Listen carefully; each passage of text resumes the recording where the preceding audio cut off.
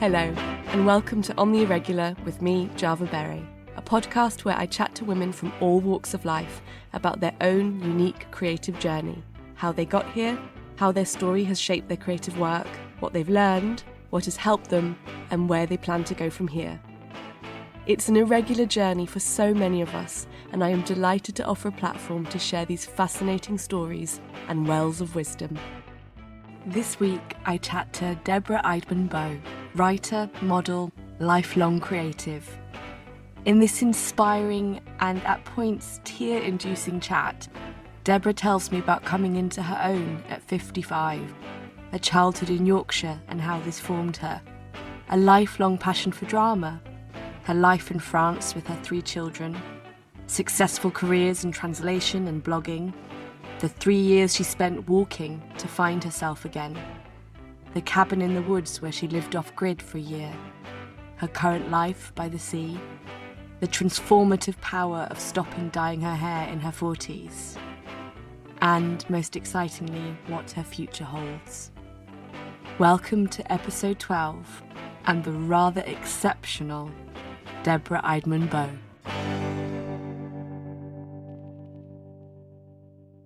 I think I've realised, well, yes, I have actually done a lot in my life. And as I said to you in my notes when I finished, it really has been an opportunity for me to highlight rather than underplay everything I've achieved.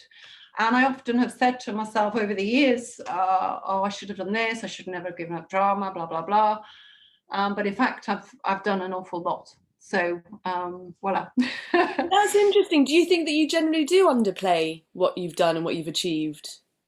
I think I can be, yes, I do. I think I've, not now, but when I was going through it, when I was living it, yes, I do.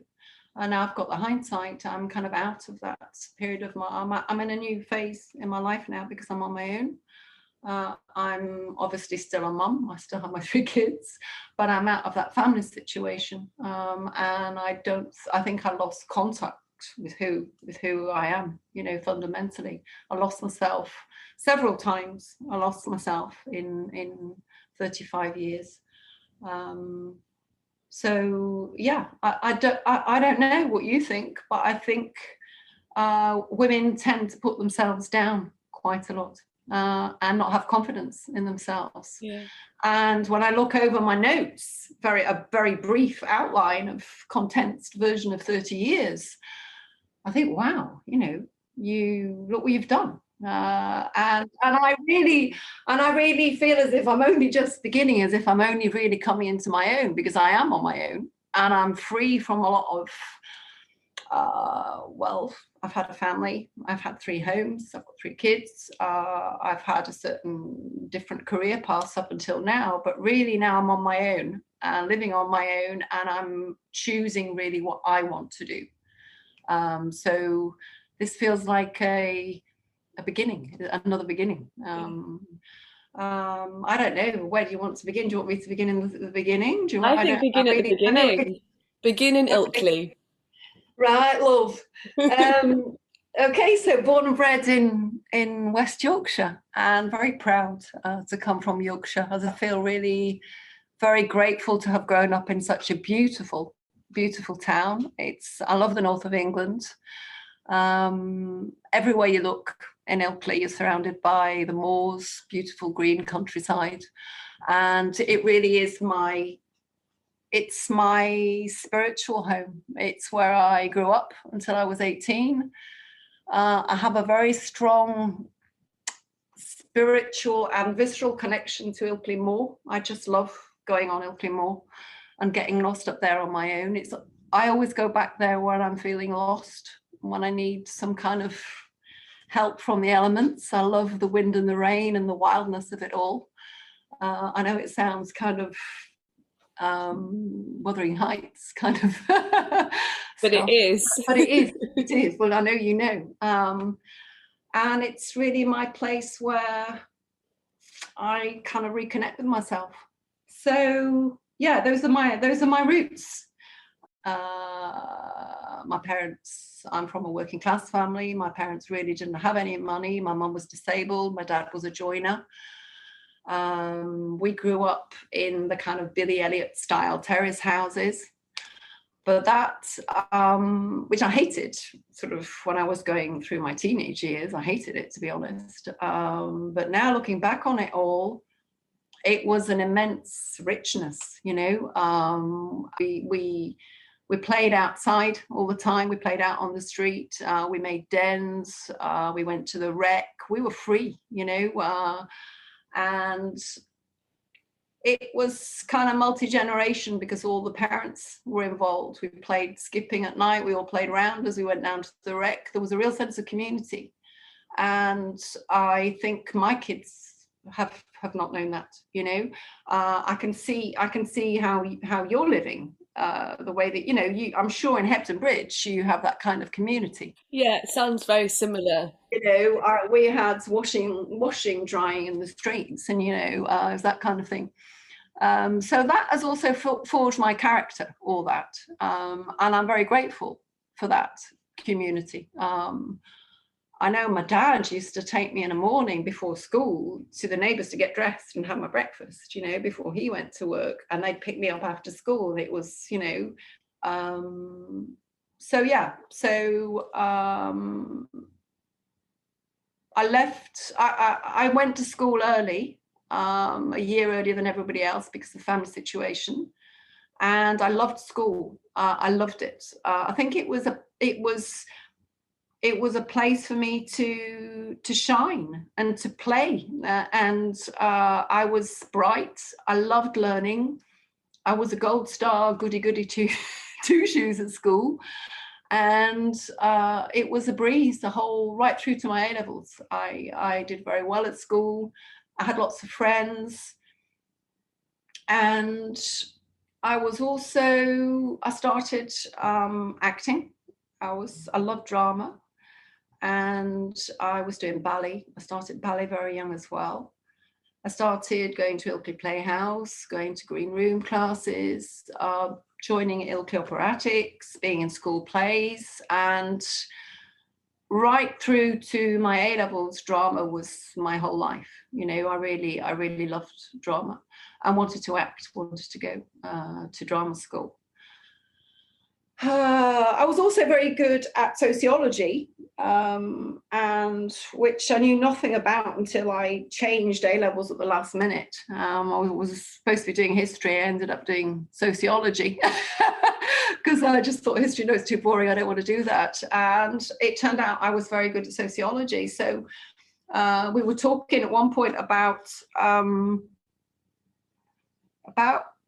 choices in your life, you know, sort of key moments in your life where you make a certain choice and you can just go off in a completely different direction. And that one for me is sociology. My sociology teacher, who was very important to me in my teenage years, thought I should do sociology at university, suggested I should do sociology at university or PPE, politics, probably Oxford and Cambridge. You know, this is what he was setting me up to do. And I would love to have done that. But it would have meant, as I went, even though it was Ilkley Grammar School, and it was just a straight comprehensive, it just kept the name Ilkley Grammar School, it would have meant going to take a year off to prepare for Oxford and Cambridge exams. And I decided it wasn't for me. I decided to pursue my drama aspirations. It's very seductive, isn't it? Yeah. I applied. I did audition for Bristol right at the end of the audition period. They told me to come back next year. And I applied to Goldsmiths College in the University of London, and I thought, well, I'm sort of bright, entre guillemets. I want to do something maybe a little bit more academic rather than just doing a straight performing arts degree. I felt as if I needed a safety net. And I got into Goldsmiths, and I went to Goldsmiths. I did a French and drama degree at Goldsmiths in New Cross. And where did the French come from? Had you studied French at school? I did French A level. Yeah. Right, okay. And just thought, and did you have an idea of what you might do with it? Because you were saying that you thought that you needed a safety net? Did you have an idea of what that safety No, net would be? no, I didn't. It's just I was good at the arts at school. In fact, yeah, something I didn't say, which is also quite important, was when I did my O-levels, I wanted to do art and drama. And the head teacher at the time said, well, no, you could do 8, maximum 9 O-levels at the time. We don't really want you to do 2 art subjects for your O-levels. The head teacher turned out to be my stepmom later on in life, yeah. Okay. But I could also have seen myself doing something with art, you know, because I'm that way inclined. All my friends, my best friends, were doing art, so that stayed part of my life. But I was good at the arts in general and humanities and languages. So I did English literature and French A-level, and I chose sociology eventually. So, you know, the whole sort of arts spectrum, really. And by doing drama, I was obviously doing English. And I was good at languages. Yeah, and maybe I had this kind of idea that one day I would come and live in France. I mean, French, certainly, we never went abroad. My parents didn't have any money, you know. We went to Bridlington, Scarborough, and, you know, so it certainly didn't come from my family or anything I'd experienced with my family. Yeah. So I chose to do French and drama. I had a blast at university. I loved it. I was in Goldsmiths in New Cross in southeast London, and I lived in halls of residence in Greenwich and Blackheath, really on the edge of Greenwich Park, the top of Shooters Hill. And I lived in halls of residence with dancers who were training at the Lab Dance Centre, which is on campus at Goldsmiths. So it really was, you know, it was fame too. I lived people walking around in leotards and, you know, African dance classes and stuff in the canteen. I had a great time at university. I loved it. And oh gosh, so much to say. When was that? Would that have been in the 80s? Yeah. I think, when did I go to university? 84. Yeah. And yeah, 84 I went. And I went to university on a full grant because my parents didn't have the means to pay for me to go. It was a full grant from Bradford Council. And I think when I left university, it was the last year for students to go to university with the aid of a grant, you know. But having said that, they paid for my tuition fees, and I did get full grant for living, for residence and everything. I can't remember how much I got, £2,000 a year or something. But I worked when I was at university as well. I got a job serving teas in Dickens and Jones on Regent Street on a Saturday. I worked in a really cool cafe set up by Cranks. I don't know if you remember Cranks. The Cranks, no, well, too young. Cranks were vegetarian restaurants, sort of hippie vegetarian restaurants in London, and there was like a splinter Cranks group that set up in Wardour Street. So I worked there, and I got a job at the Mermaid Theatre as an usherette on the South Bank. And I was there all the time, you know, working matinees and evening performances, selling my ice creams and programs, and I just, the 80s for me was theatre, you know, just live, eat, breathe theatre. As soon as I finished work, I went to see plays. Yeah, I had a mega crush on Anthony Hopkins and even sent him a Valentine's Day card. And he came, I can't remember exactly, he came to London. He'd been in the States for a long time, and he came to London, and I remember seeing him right at the front of the National Theatre in a play about called Pravda, South African play. And just I was obsessed with Anthony Hopkins and Ian McKellen, who I saw in Coriolanus 4 or 5 times at the National Theatre, and he came to Goldsmiths as well to give us a talk. So those 2 years in London for me were just theatre, you know, all the way.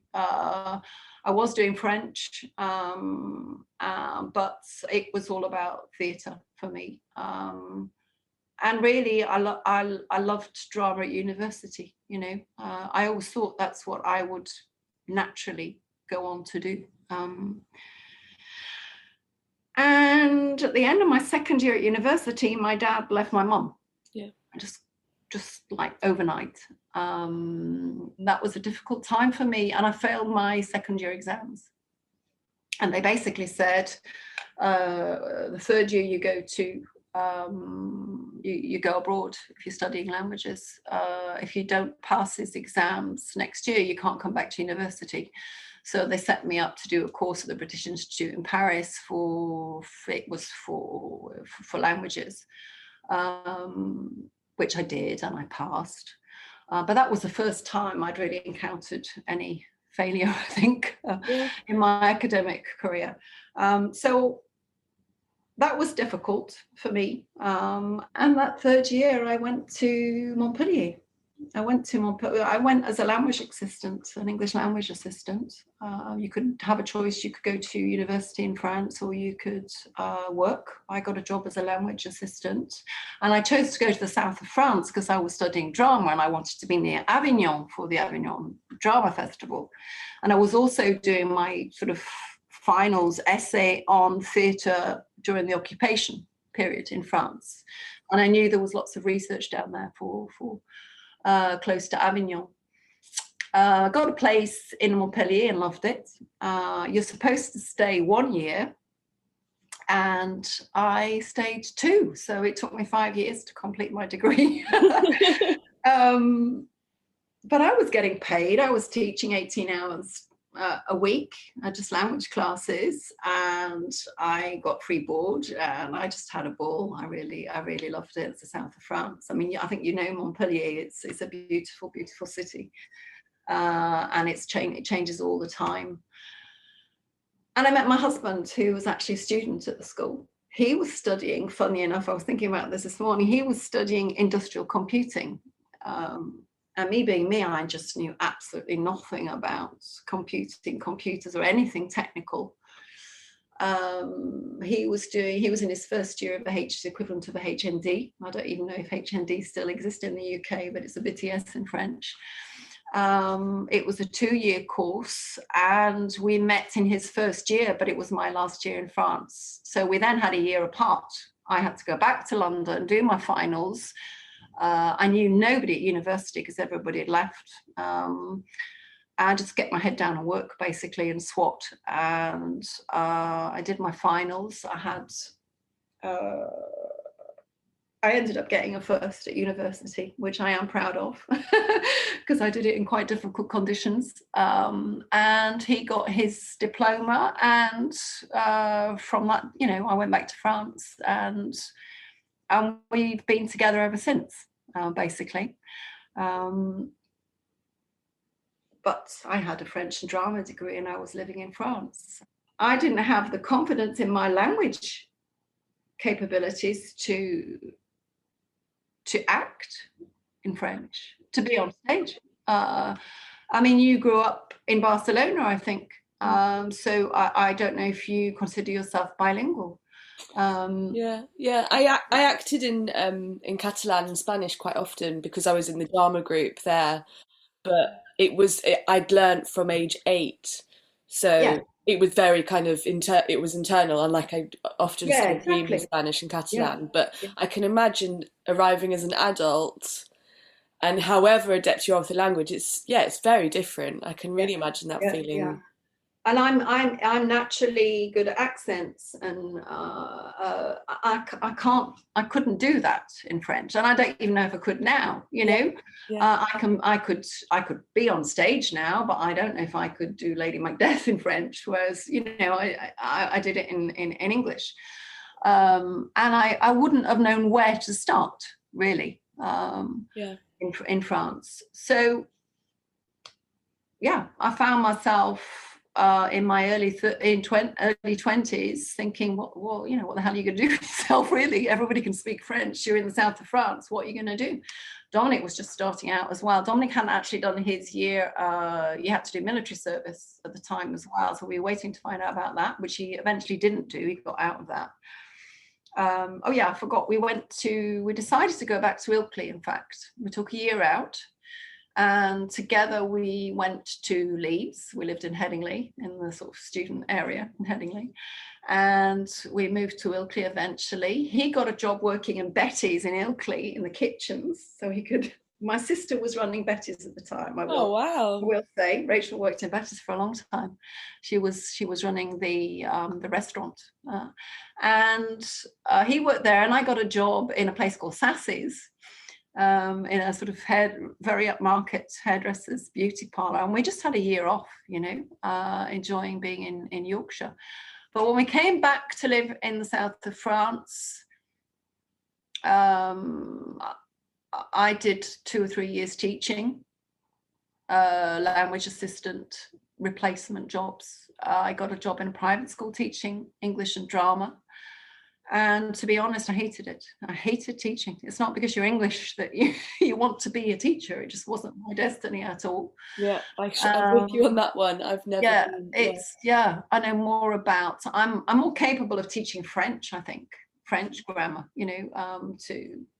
than English. So I was really in a rut, and we moved to Paris for a year for Dominic's career, and which was great.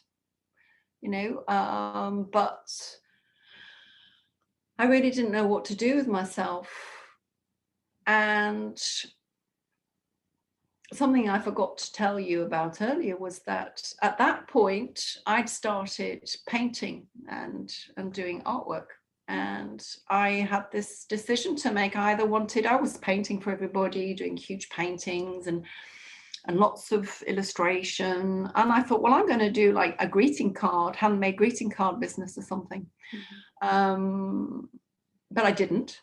I chose to do a translation degree. I went back to university, and I did a translation and interpreting degree, the British Institute degree equivalent, by correspondence. And I kept going to Paris for all the interpreting. Which took me 3 years to do. And by that time, we'd moved down to the south of France again. And I graduated, I think, in 1995. And really felt that now I had a chance of a career, a proper career.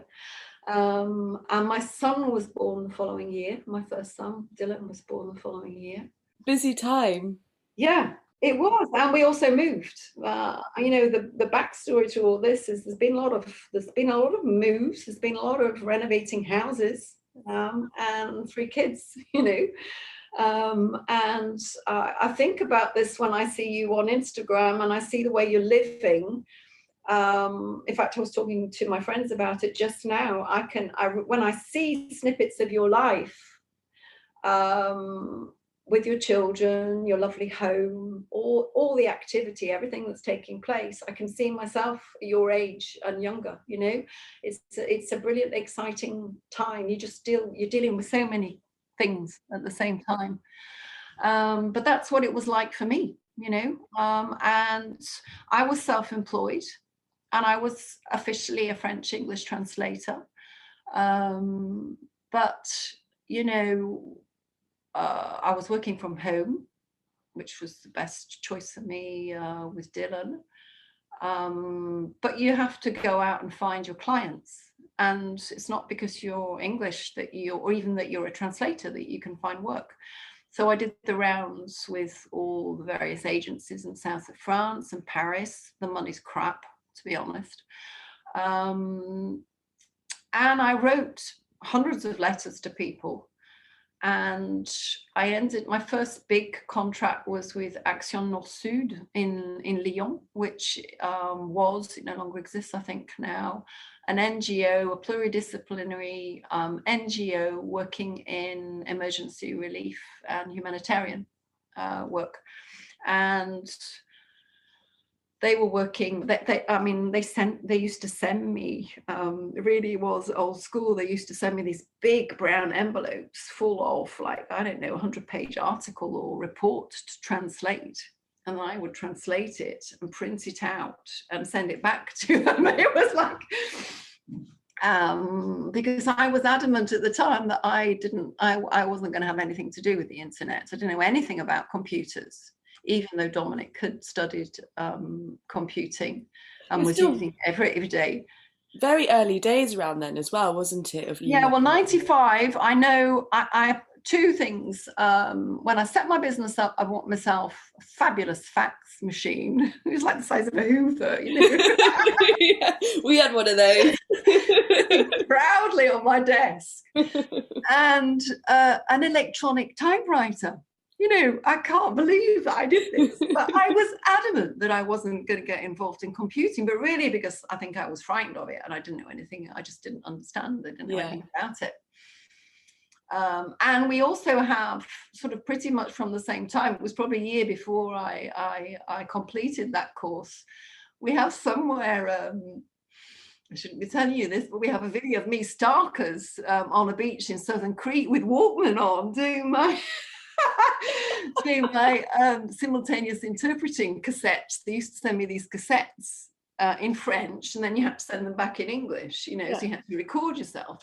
So I'm there with this Walkman on saying, oh, I'm never ever going to send an email, you know, ever going to send an email. It's like, no, I'm going to carry on writing letters to people.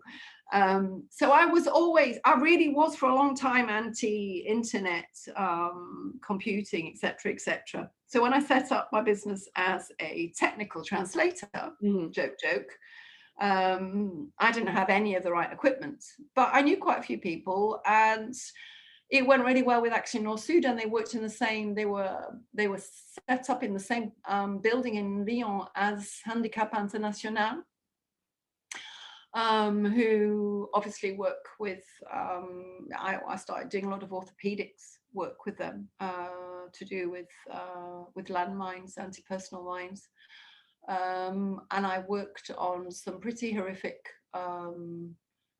subjects. It was just after the Rwandan war, you know, and just terrible things happening around the world.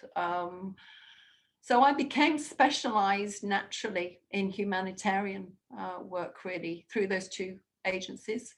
And also at Déca Monde in Paris. I did quite a lot of volunteer work for them, a bit like Emmaüs, Frères Emmaüs.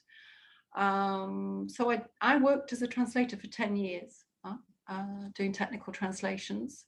Did you find it fulfilling? The academic scholar in me found it very fulfilling. And I did see it as a very sort of creative endeavor, because it is. It's an intellectual process, but whatever the subject, even if it's a manual, you know, a technical manual, you are transforming into another language a document that has to be understood by somebody who can't speak the original language, and it becomes almost a work of art on its own, you know. So I did enjoy that process. And I am the kind of person, I think that's fairly self-evident from everything I do. I'm a stickler for details. I'm a perfectionist, and I don't mind spending hours and hours researching. And again, at the time, I spent a fortune on dictionaries. I have still very precious specialized dictionaries about water treatment and agriculture, and, you know, because I wasn't really using online dictionaries, you know. And so, yes, I did enjoy that, because that's the kind of intellectual person I am. I like researching things. But importantly, and this is important for later on, I did not enjoy the fact that I was translating other people's words, because what I realized later on is that I do have my own voice, and I'm capable of writing my own stories, and I have something to say of my own. So I think that was an important step. And I was using a vocabulary, you know, writing about landmines is not my everyday vocabulary in English. So I was using a very specialized, form of vocabulary, which got even more technical because I did a test piece for an agency in Montpellier who were looking for 2 translators to work with the International Agency of Audiovisual and Telecommunications, international, I can't remember, Agency of Telecommunication, Audiovisual and Telecommunications in Europe. I did a test piece for them and they liked it. And for 4 or 5 years, it was non-stop telecommunications. I became really highly specialized in telecommunications.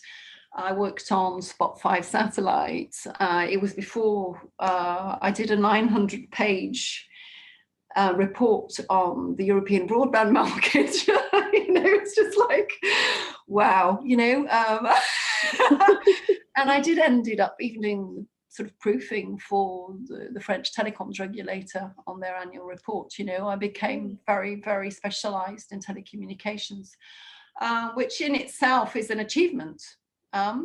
This is all the time when I'm having kids and breastfeeding and staying up during all night. The fact that you had not just the time, but also the brain power.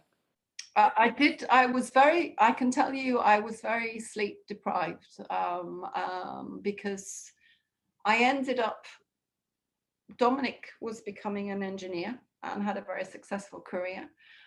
We were doing houses and by the end I had 3 children, and I was working during the night. Sometimes at one time I had a big report to finish and I did 2 days on the road, 2 nights. It was just like shakes. Never again. And I earned a lot of money. It was the high point financially of my career, but I didn't have a life. I did not have a life. I was chained to my computer because with the agency I was working with, the international agency, it was a marketing agency. They were producing market reports. There was very high demand and there were only 2 of us translating. And these were huge reports that would give us 6 weeks, 2 months to complete. So it was up to us to choose how we wanted to work. But as you know, working from home, it's difficult to establish boundaries and be a good mum, and then you walk into the kitchen, you have to, it's hard. So I ended up working throughout the night. It was tough. So I don't regret any of this, by the way. It's all part of my story, and it fulfilled the academic side of me. I think it was an accomplishment in itself. I did it sort of from scratch. And I'm not sure how I'd feel if I read some of my translations now, But by then I was 39 years old, 40. I'd had Miles, my youngest son, and I took 3 years off maternity leave because I could do. I had the possibility to do that, and I think I was burnt out. I didn't have a life. I was just working all the time, looking after the kids, and completely lost myself for what? For money, for a career, and I didn't really know what to do with myself. I was very happy with my 3 children. I've always been happy. This really is what I wanted. I think there's a lot of, you make choices in life. Dominic and I we wanted a large family. So at 39, I lifted my head from my dictionaries and my market reports, and I started following blogs because blogs were big at the time. Well, they were in France. It was still the heyday of blogging. And I started following a few French mummy blogs. Funnily enough, Alex, whose home I'm in now, she was one of those people. And I realized that, you know, blogging, I don't know if you remember that time, if you were blogging yourself, maybe you're too young, but people, it really was a bit like Instagram now. People used to leave a lot of comments. There really was a sense of community. I started in 2009, and Kit Kat and Conkers is still online. And when I go back and look at it, and there's just all these comments all the time. And I thought, well, I want to do this. I want a blog. Because I was at home with 3 kids. So I think to a certain extent I was lonely as well, and sort of trying to find out who I was at this point in my life, who was going to be. We hadn't moved yet because we sold our house and we moved to the country when I was sort of 40, 41.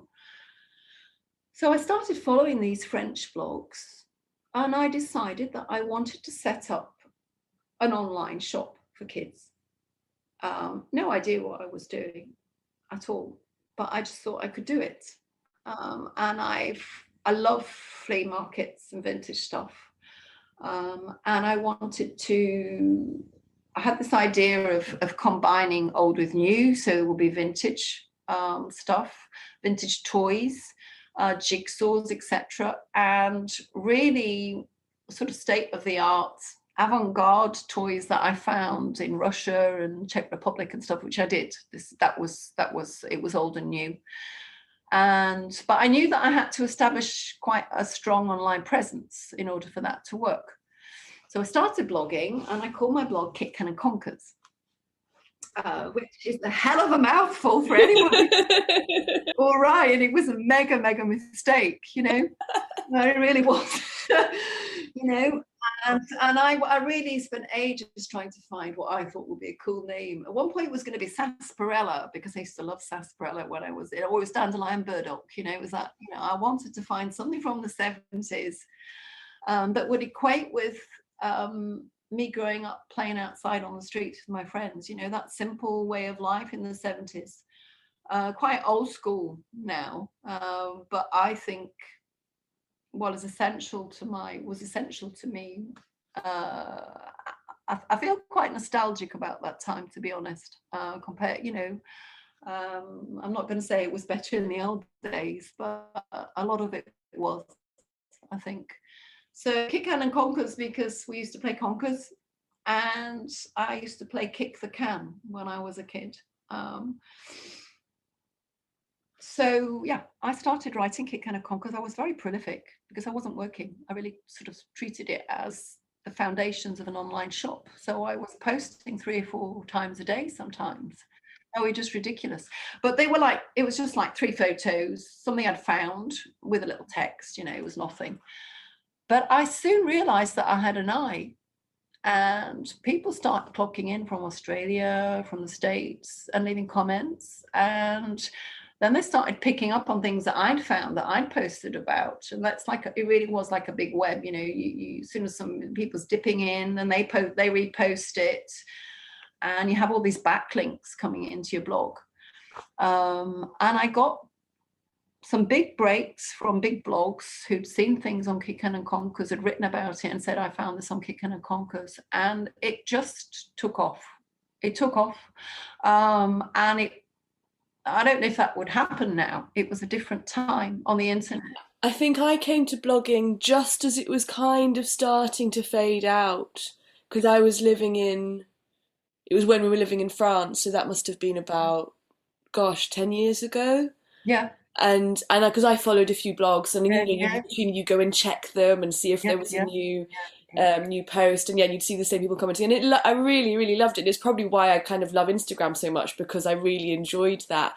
And I started my blog at the time, but I think it was starting to, I think possibly Instagram had started, so maybe things were already shifting a bit. Yes, Instagram started maybe, I dabbled in Instagram right at the very beginning, and then I left it. I think it started maybe, I started 2009, and Instagram was maybe 4 or 5 years later, 3 or 4 years later, I don't know.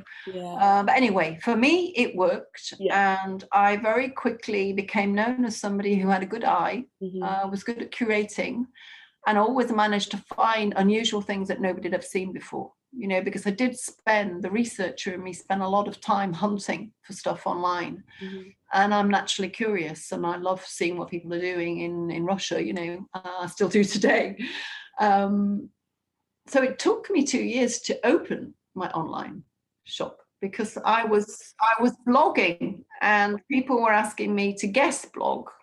And then I got invitations to work with magazines in the States and be a curator for them and just keep my eye on what's hot, what's trendy. So I kind of this reputation, I had this reputation as being somebody, if you want to know what's going to be the next trend or what's going to be big, you should go and have a look at Kit Kat and Conkers. I opened my shop. I got really fantastic press for it. It was tiny. It was a big cartel shop, but I had some fantastic stuff in it. Not only for kids, let's say it was also for kind of creatives as well. A lot of vintage puzzles, but they were collectors, collector items. But also my blog was doing well. So I had banner ads and stuff on my blog. I was earning money from my shop and having to keep that up to date. I was working with magazines all over. And then I got a big break when Rachel and Jonathan Fawcett from Handmade Charlotte, which was a huge American kids blog, asked me. They were always finding stuff on my blog and then writing about it on their own, saying, we found this on Kit Kat and Conkers. So they said, would you come and write for us? So I worked for them for 3 years, did over 100 posts for them. And again, I ended up running this big social media machine. It became more about the social media output than my shop. And obviously these are all revenue streams, but it did become huge. You almost need somebody else to take care of the social media while you're looking after the shop. So I was working principally with Handmade Charlotte. I was invited to Berlin as a guest speaker at the Hive blogging conference to talk about, I went twice. I was invited twice to talk about how to find really original creative content. And the second time about how to build a community. And interestingly enough there, I wasn't really on Instagram there. And I remember talking about it and saying, I'm here, there and there, but I haven't yet sort of dipped into Instagram because I want to keep my private life private. Because at the time, Instagram was really just about snaps, about your life, Yeah. So what can I say about that? Yes, and that, again, that was huge. I won the second time I went to the Hive, they ran a competition with Etsy for a mood board, and I won that, which meant that I then got to create a mood board for a whole page on Pinterest for Etsy. So that was huge.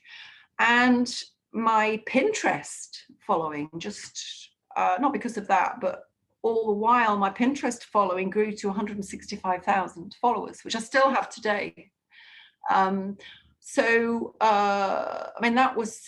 is huge,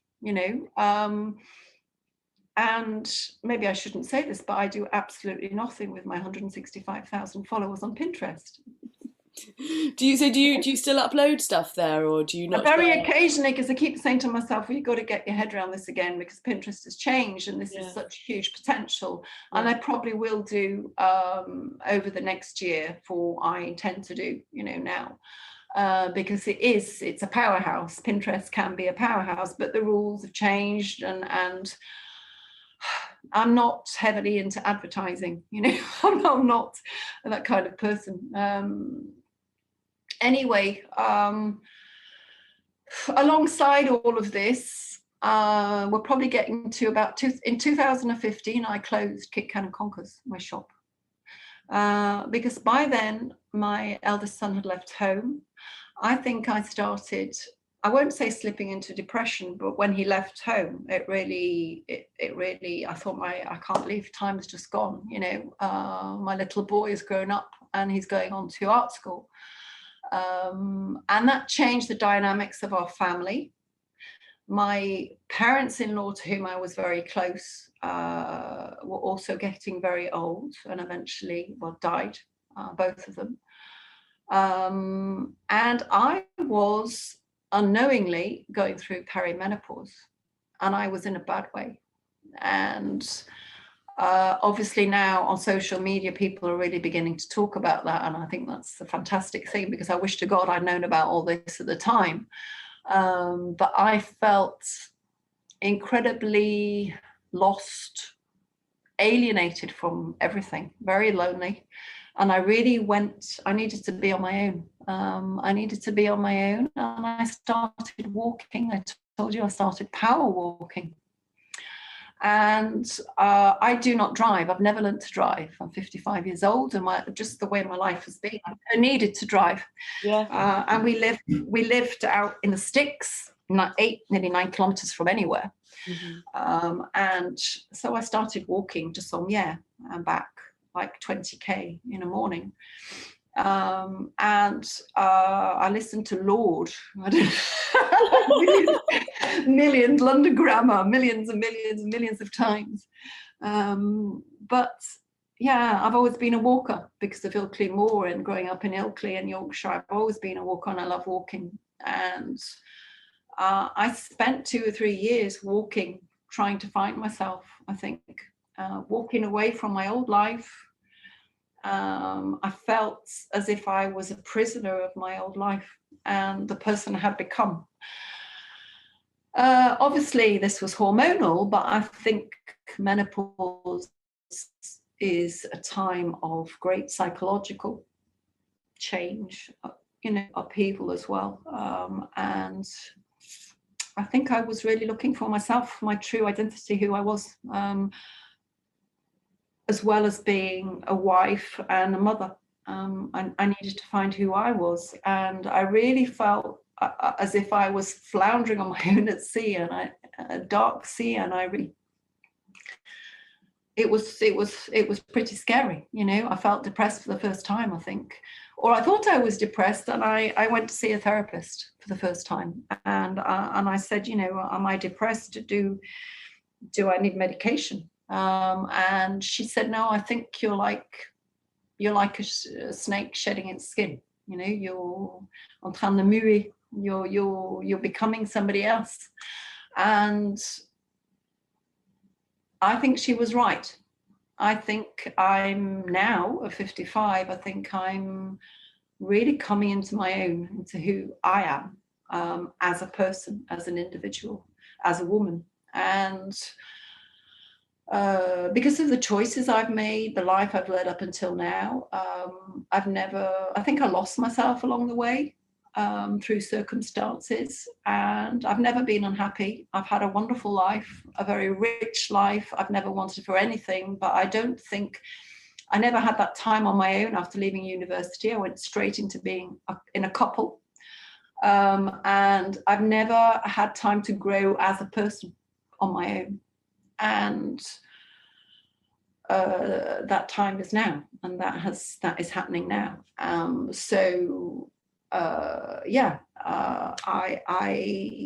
My marriage was falling to pieces. I wasn't happy,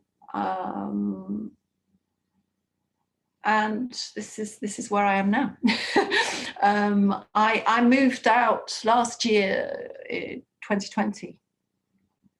I found a cabin in the woods near where we live, really deep in the woods, near a quarry. And I lived off grids for a year, just before the pandemic. So it was difficult for my kids because it was the idea that they would come and see me. But of course, I didn't really have very good internet connections. So I ended up having to go back to the house one week, back to my house. It was difficult. I never got that kind of full immersion of self because I had to keep going back into the family, But I did a lot of thinking and a lot of questioning, and heavy times, quite dark times, to be honest, because I was left on my own thinking at 55, well, what the hell are you going to do? What the hell are you going to do now? You know, who are you? You are no longer going to be Deborah Beau. You're going to be Deborah Eydman again. So that was fabulous because I was in the woods, connected to nature. I had a stream, I had wild boar coming in. I had a wonderful, wonderful year. Alongside all of this, I've forgotten something very important. Sort of between, I don't know, maybe it was 2016, 2017, a friend of mine who's a photographer called Jo McLennan. She's based in the south of France. We'd known each other for quite some time. She contacted me and said, do you want to do a magazine or a book together? Let's work on something. So we did. We met, we discussed the magazines. It didn't seem a good idea and you needed quite a lot of money. And we came up with some book ideas, one of which I would really love to pursue now because I think the time's right. We got quite far with Thames and Hudson with this book project, almost to the end. But it wasn't quite right. I think it was a question of timing. So we started discussing, we had this idea for a book about creating a home with everything that you found for free. You know, it could be just at the skip, it could be side of the road, it could be something from nature, which this book became The Foraged Home. It's a beautiful, yeah, it became The Foraged Home. And this idea really came from sitting around the kitchen table discussing, do you know so-and-so, have you seen what they're doing, you know, and putting it all together and realizing that there were people all over the world who were creating beautiful homes with nothing.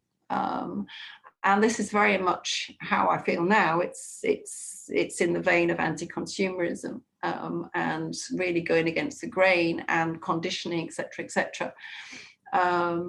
So the idea for The Foraged Home was born, and I co-researched and co-conceived of The Foraged Home. You know, it took us, I don't know, maybe 2 years to work on and to produce. But it is a truly wonderful experience going from this seed of an idea to going to the Tate in London and picking up the book that you know you created. You know, you had the idea for this book, and I'm so happy to see this book out in the world living a life of its own and inspiring people. I hope every day, you know, I'm sure it's the kind of book that you can pick up all the time and find something new in it. And that has given me confidence to believe in my own ideas, in my own eye, my own way of looking at the world, I think. So when you talk about, like, you know, writing on your blog and writing for other blogs, did that not feel like you were trusting your own eye? No, it did, yes. But I think, yes, it did. And I look back at some of the stuff, particularly for Handmade Charlotte, which has changed over the years. But I was writing about what I called slow play, you know, sort of 7 or 8 years ago. A wonderful couple who create wooden toys in Crete called the Wandering Workshop. Yes, it was still me. It was still me, but I think maybe what I mean is I've got the confidence now to go out and publish something of my own rather than working for adapting my content to a magazine or, you know, a column or somebody else's website. I now feel confident enough to do my own publications, which is what I want to do. What I didn't say was that in parallel to all this, I did close Kit Can & Conquers because I just thought it had run its course, really. And my kids had grown up or were growing up. And I was doing really well on Pinterest, but I felt as if I needed almost a new identity online, something more adult. So I went onto Tumblr and I created Plumes and Feathers on Tumblr anonymously without telling anybody it was me doing it. So it was more about fashion, about interiors, and quite dark. And it was me. It really was me. And that is something I've transformed from Tumblr to Plumes and Feathers on Instagram. which I love doing Instagram. Not so much now as I used to do, to be honest. I think it's changed massively, and I will not be staying for a long time, I don't think. Yeah. But there's been so much going on in my personal life that the time just wasn't right to do anything bigger with it. And I think the time is now. I've started writing, as you know, for other magazines now. I'm writing for Salvage magazine about textiles. I'm writing for Table magazine in the States. I would like to write for other magazines, but I have so many ideas for books of my own, for magazine or trend forecast, or I know pretty much what I want to do. And I think I found the right audience for it. I just now need to build a website and get on with it. And I'm just starting to think that I'm in the right place to do it. I've moved to the sea, as you know. I'm actually living in a parked hotel, so it's not that glam at all, but it is. It is. No, it is. I'm very lucky because I step out 2 minutes, I'm on the beach. But I'm basically waiting for my divorce now so that I can find somewhere of my own. But again, I'm in an apart hotel, but I'm free. You know, I'm on my own. I'm free, and I get up in the morning, go on the beach. I really. I'm sorry, I'm going all over the place here. No, it's lovely. I'm thinking. I was thinking about translating, about earning all this money because I earned a lot of money. But what is success? You know, my success now is knowing that my 3 children are happy, that I'm happy, healthy, that I have the luxury of the time to go on the beach and then come back and write an article, I'm a very sporty person. I look after myself as well. Time is my luxury now, you know. I have met somebody who has actually been a friend for a long time, and that has developed into a relationship, but a very kind of free relationship. He's much older than me, and he has his own life, and I have mine. I'm also modeling. I forgot to say that. That's also part of this transformation, because I went grey when I was 18. Oh, right. Wow. So did my sister. My sister was probably plucking hairs out of 15. It's genetic on my grandmother's side. And for like 30 odd years, I was dyeing my hair. And it got to the point until I was 48 that I was dyeing it like every 10 days. Mm-hmm. You know, it was just ridiculous. And it's so not me, because I'm vegetarian, I look after myself, you know, and I'm getting hair dye from Holland and Barrett shipped to France. And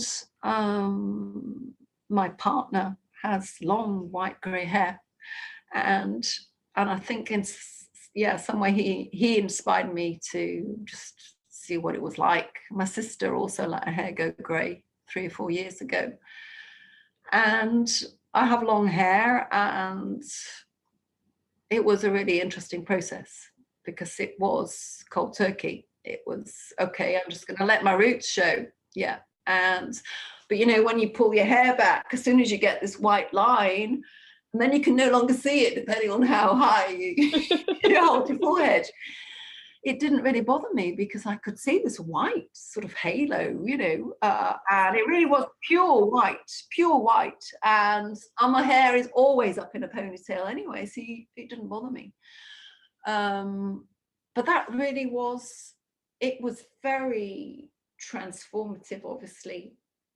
I had long white hair, but inside as well, it was a deep transformation. And it really felt like coming out. This is who I am really, you know, no artifice, no hair dye.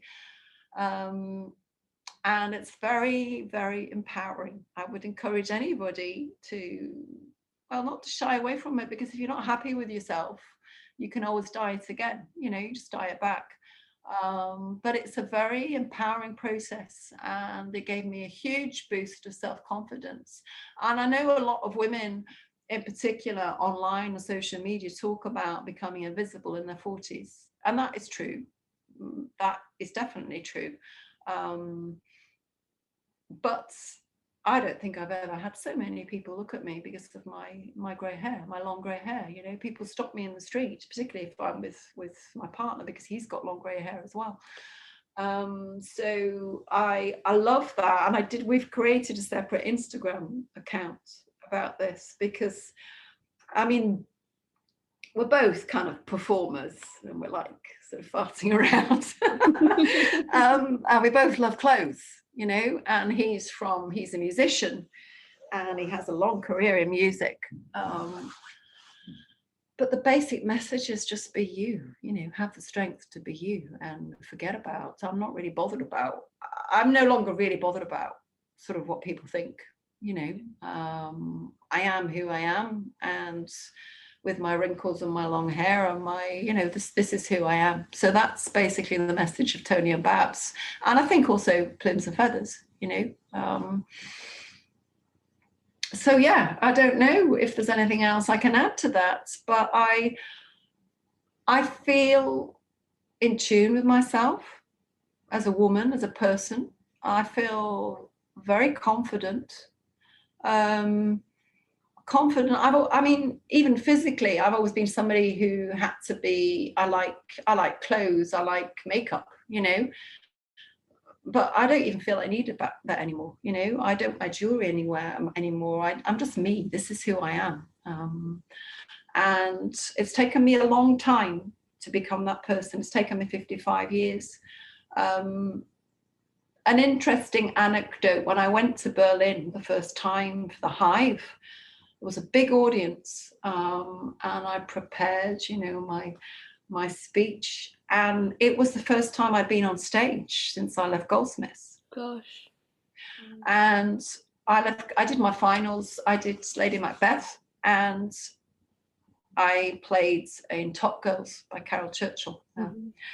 The Really Nasty Sister, I don't know if you know it, but it was a brilliant role. And I hadn't been on stage since Goldsmiths, and I started by saying, wow, this is the first time I've been on stage as me, you know.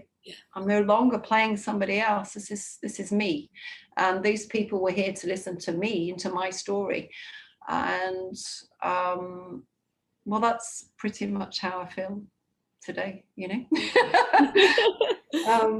That's wonderful. And I have plans, professional plans. I'm going to have to be very careful financially, to be honest. The world is not rosy. I do not live, people think, oh, she lives in the south of France, she's got this taste or that taste. I do not have a lot of money. I won't have very much a pension either, so I think I'll be working to the end. But it doesn't really matter, you know. I have plans, but at the same time, I'm open to adventure. I'm open to this modelling. In fact, next week I'm doing a new modelling contract, and so there should be another one coming out in January, February online. So let's see what happens. I really don't know. And that's wonderful, you know. That's wonderful. Yeah. So I don't know if you have any questions. I mean, thank you so much.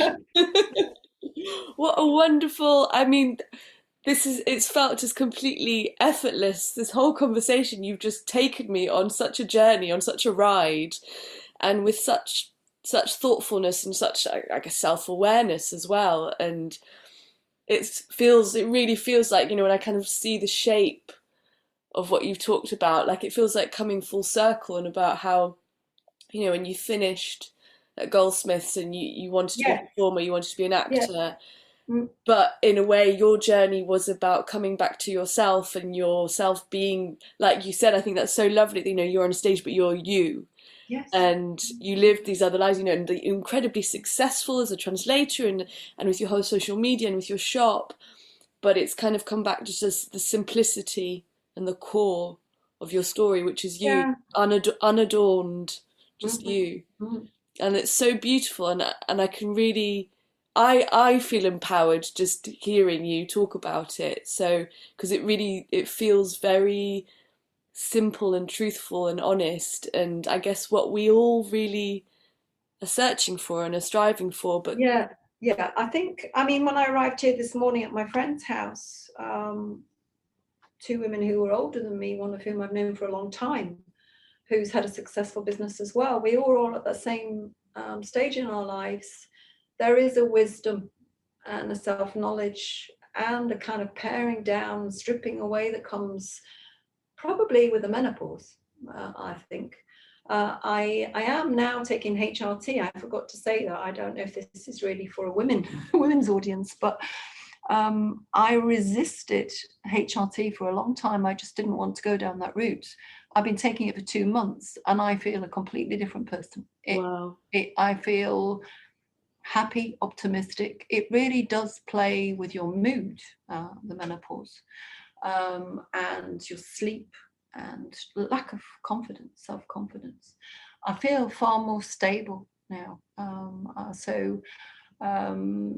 But I definitely think I think that's true of getting older, being 50 plus. And I think the year when I was off grid, living off grid, with virtually no money at all, really, really difficult financially. It was an absolute eye-opener for me because I had to make do with what I had. And the pump kept breaking. I didn't even have any water. I was going to the stream for water. It was like kind of primitive, and it made me realize how much crap we carry with us through life. I'd taken all my huge wardrobe and all my stuff, that I've been clinging on to for 30, 40 years, that I realize now I do not know whether I want to keep it or not, or whether I actually need it. And it's the same now. I'm in my little apartment at the moment, but it's basically a hotel, so I haven't got much of my own stuff. And to be honest, I'm not really missing very much of my own stuff, because I'm outside all the time and I'm doing things and I want to do things. So yeah, there's been a lot of, obviously with the pandemic, it's forced a lot of people to realize what's important.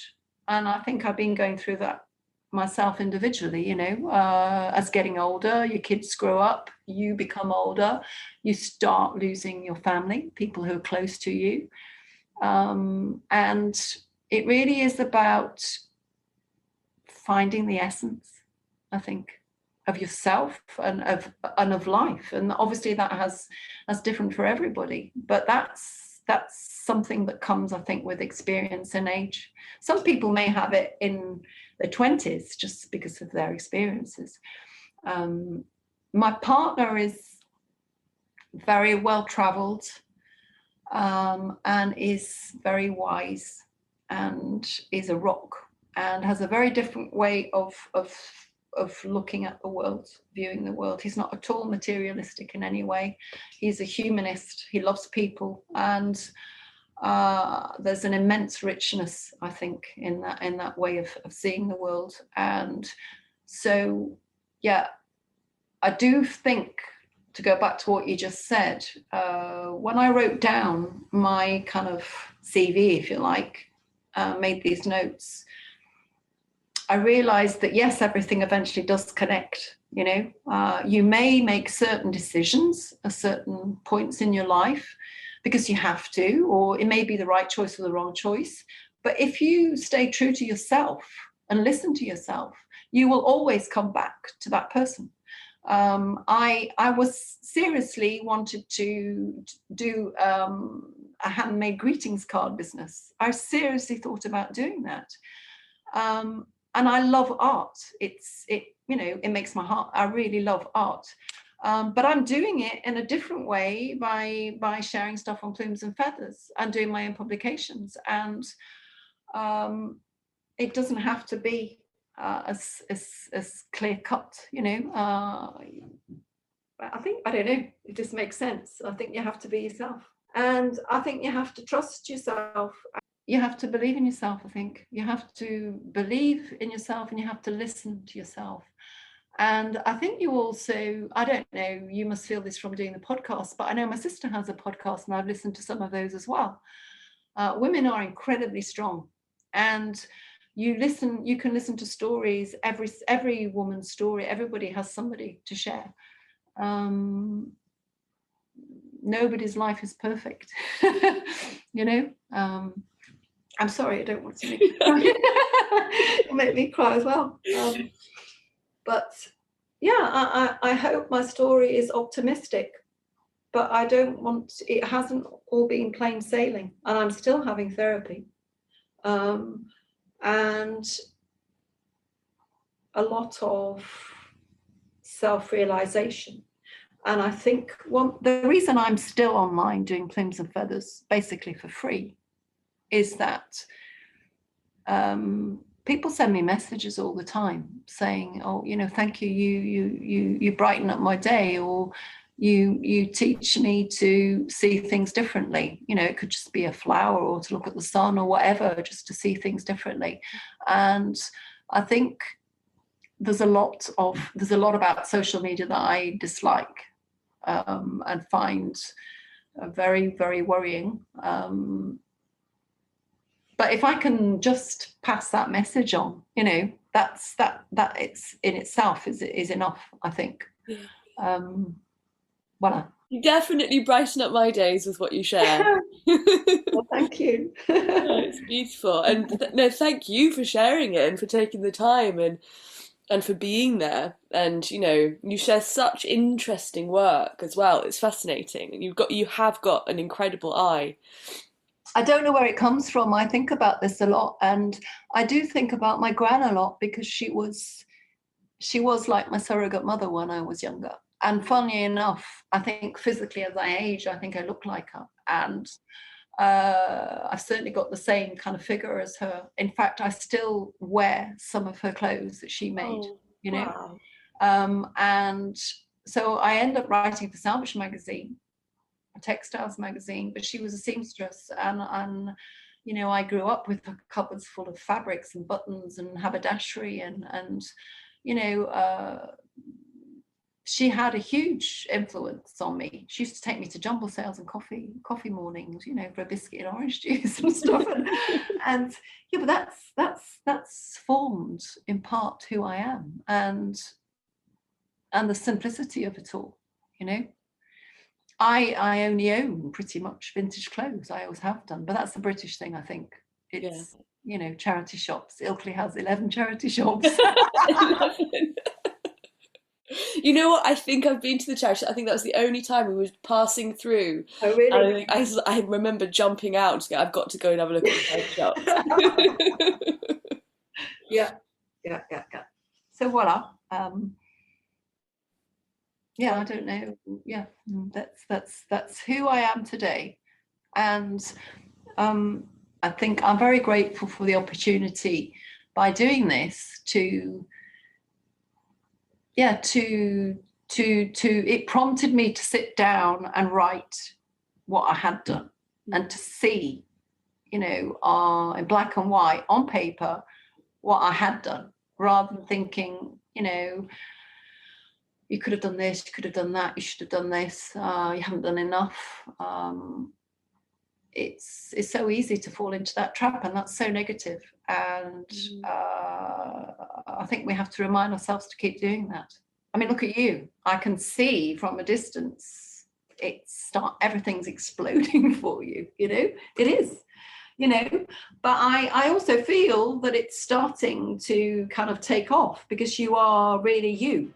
You're being you. I listened to your podcast with John. It's so that was ultra inspiring, you know. And your 1 + 1 is 3. You have your own identities, you're working on yourselves, but you're also working as a couple, and I think that's ultra important. And that came across in your podcast. So yeah, well done. Keep working at it. Thank you. You can find Deborah on Instagram at Plume and Feathers, and on the account she shares with her partner at Tony and Babs. Thank you so much for listening to On the Irregular. Please make sure you review and subscribe, as it helps other listeners find us. Thank you so much.